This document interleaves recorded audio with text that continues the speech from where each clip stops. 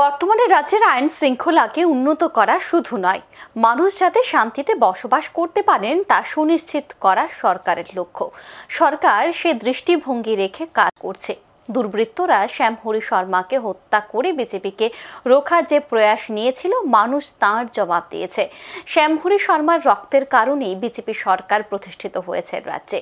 বুধবার শহীদ শ্যামহরি শর্মার শহীদান দিবসে কথা বললেন প্রদেশ বিজেপি সভাপতি রাজীব ভট্টাচার্য। 1991 সালে আগরতলা বিধানসভা কেন্দ্রের উপনির্বাচনে বিজেপির প্রার্থী হয়েছিলেন শ্যামহরি শর্মা। সেই বছরের 13ই নভেম্বর রাজধানীর লাল বাহাদুর চৌমুহনী এলাকায় উনাকে দুর্বৃত্তরা খুন করে। এরপর থেকে প্রতি বছর প্রয়াত শ্যামহরি শর্মাকে স্মরণ করে আসছে ভারতীয় জনতা পার্টি। এই বছরও এর ব্যতিক্রম হয়নি। বুধবার শহীদান দিবসে উপস্থিত ছিলেন বিজেপি নেতা সুবল ভৌমিক, অসীম ভট্টাচার্য, সন্তোষ সাহা সহ অন্যান্যরা। উপস্থিত সকলে প্রয়াতের প্রতিকৃতিতে শ্রদ্ধা নিবেদন করেন। এদিন প্রদেশ বিজেপি সভাপতি বলেন, কংগ্রেস সিপিএম এর ঘৃণ্য ষড়যন্ত্রের শিকার হয়েছেন শহীদ শ্যামহরি শর্মা। এই কংগ্রেস সিপিএম এর ঘৃণ্য ষড়যন্ত্রের শিকার আমাদের শহীদ শ্যামহরি শর্মা।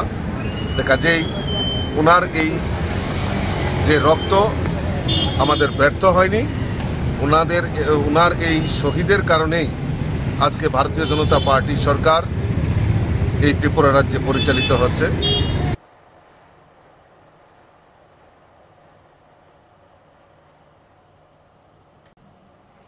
বিজেপি সরকারের একটাই লক্ষ্য, শান্তি, সম্প্রীতি এবং উন্নতি, এবং সরকার সেই দিশাতেই কিন্তু কাজ করে যাচ্ছেন। আজ রাজীব ভট্টাচার্য শ্যামহরি শর্মার মৃত্যুবার্ষিকীতে অর্থাৎ স্মরণ সভাতে কিন্তু এই কথাই বললেন। সঙ্গে থাকুন আর দেখতে থাকুন নিউজ টুডে।